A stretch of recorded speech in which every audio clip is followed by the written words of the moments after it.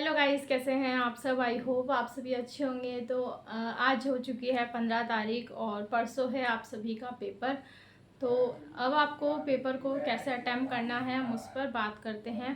तो सबसे पहली बात तो आपको एग्ज़ाम सेंटर पर टाइम से पहुंचना है। 1 मिनट की देरी भी आपके लिए भारी पड़ सकती है। तो जो रिपोर्टिंग टाइम है, एग्ज़ाम शुरू होने के 1 घंटे पहले आपको एग्ज़ाम हॉल के अंदर पहुंच जाना है।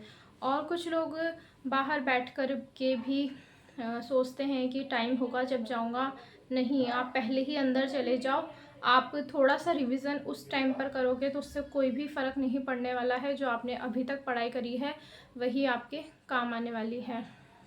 तो आपको एक तो एग्ज़ाम सेंटर पर टाइम से पहुंचना है, घबराहट नहीं करनी है, पढ़ाई बिल्कुल छोड़ देनी है अब। क्योंकि अब आप जितनी पढ़ाई करोगे उतनी ही ज़्यादा आपको नर्वसनेस होगी कि मुझे याद नहीं हो रहा है और मैं तो सब कुछ भूलता जा रहा हूँ। तो इसलिए पढ़ाई भी नहीं करनी है। अब हम बात करते हैं कि पेपर को कैसे अटेम्प्ट करना है। तो आपका पेपर रहेगा 3 घंटे का, जिसमें आपको 10 मिनट एक्स्ट्रा मिलेंगे 5वें गोले को भरने के लिए। तो अब आपके 150 क्वेश्चंस में से आपको फर्स्ट राउंड में वो क्वेश्चंस करने हैं जो आपको बिल्कुल पूरी तरीके से आते हैं। तो सबसे पहले तो उन क्वेश्चंस को अटेम्प्ट करें फर्स्ट राउंड में। तो जैसे ही आपके हाथ में पेपर आएगा, हो सकता है कि पेपर टफ भी आ जाए और हो सकता है कि पेपर ईजी भी आ जाए। तो हर स्थिति में आपको अपने आप को शांत रखना है।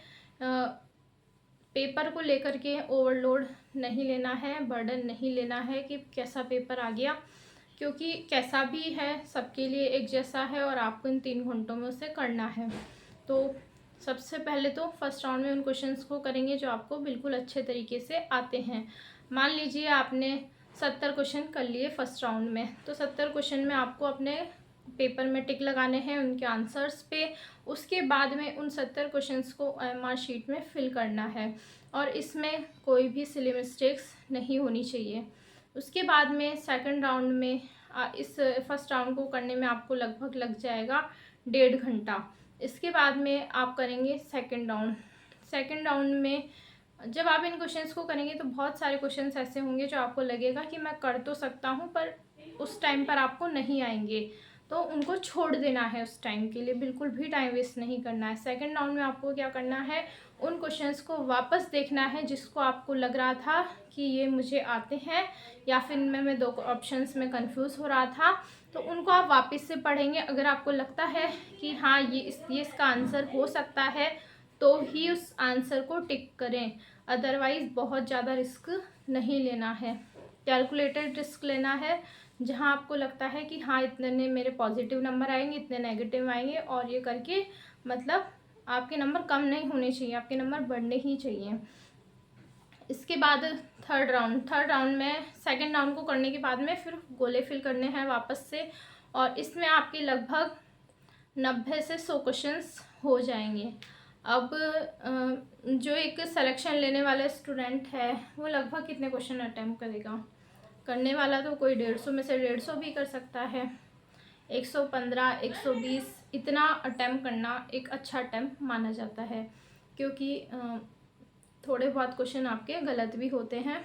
तो थर्ड राउंड में आपको उन क्वेश्चंस को अटैम्प्ट करना है जो आपको बिल्कुल भी नहीं आ रहे, पर उसमें से भी आपको थोड़े बहुत अटैम्प्ट करने पड़ेंगे क्योंकि कट ऑफ ज़्यादा ही जाती है, 10-15 क्वेश्चन गलत भी हो जाते हैं।